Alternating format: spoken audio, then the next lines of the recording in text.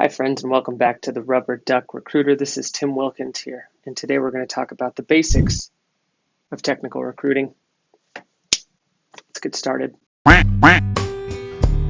Basic understanding, number one. Any recruiter needs to understand the SDLC.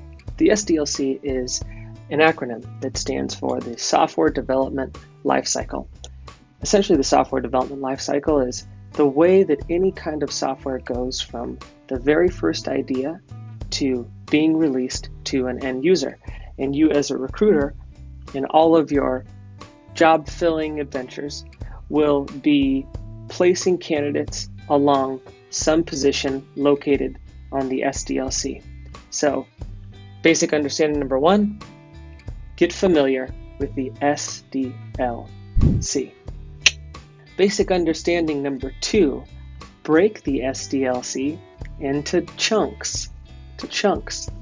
So all of the requisitions that you will be recruiting for, they fall on the SDLC. And what that means is that as a recruiter, it's going to be your job to break this SDLC into chunks and understand how to recruit for each part of the SDLC itself. So in the beginning, we would have graphic designers and UX designers and front-end developers that are creating the look and feel of a web application or whatever is being coded. In the middle, we'll start to get into software developers who are creating the foundational backend in response to the UI. And then as we move closer to the end, to the deployment section, we'll have things like DevOps and site reliability engineers and network engineers and so on and so forth.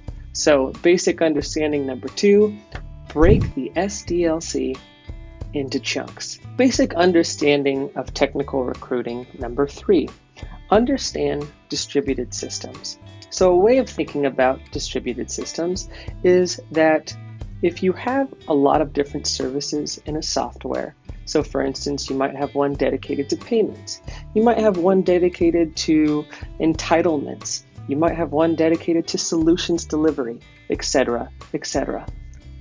If we have all of our code located in one code database and it's not distributed, that means that if we break something in processing systems, that we break all of the rest of the code as well. And that wouldn't be good. If some junior developer accidentally messed something up in the payment system and the entire multi-billion-dollar company went down, that wouldn't be any good for anybody. So the way that we solve this problem is we distribute the systems. So that way, our little junior developer friend makes a little JavaScript error, everything goes down, it's okay. The only thing that's affected is his team, and he's going to get chewed out by his supervisor, but not by the CEO because the CEO won't know about it. So we distribute the systems so that if we make an error, it doesn't affect the entire software, and we distribute the systems for scalability reasons. Every service in a software is going to need to be scaled as users increase. So some parts of a software will scale quicker than others. Some parts will be used more than others.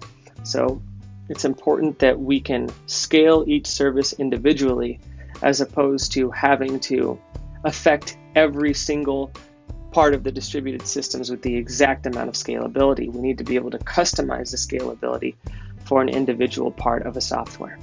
So hopefully that makes sense. We distribute systems so we can scale and so we can avoid affecting the entire system when an error is made. Basic understanding of a technical recruiter number four, understand how all of these positions are connected. So as you move along the SDLC, and as you get more experience as a technical recruiter, you'll begin to realize that everything is connected, that everything is reliant beautifully on other parts of this whole system that is software development. So it's in your best interest as a recruiter to start to deeply understand how they're all connected. The front end is connected to the programming, which is connected to DevOps, which is in turn connected to POs that manage the product, that interface with the customer, that go back to the engineers and ask for retooling, whatever. That wasn't the best explanation, but we're going with it. This is just the basics here. Come on, give me a break. Basic technical recruiting number five, source based on your growing understanding of each part of the SDLC.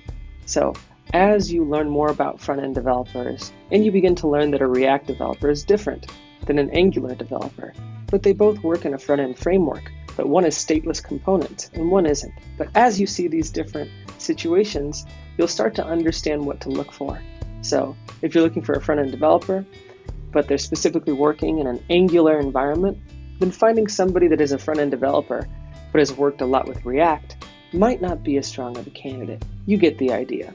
So as you continue in your career, it's in your best interest to source based on your ever-expanding understanding of the types of positions that exist along the SDLC. That's it for today. I'm the Rubberduck Recruiter, Tim Wilkins, and thanks for stopping by.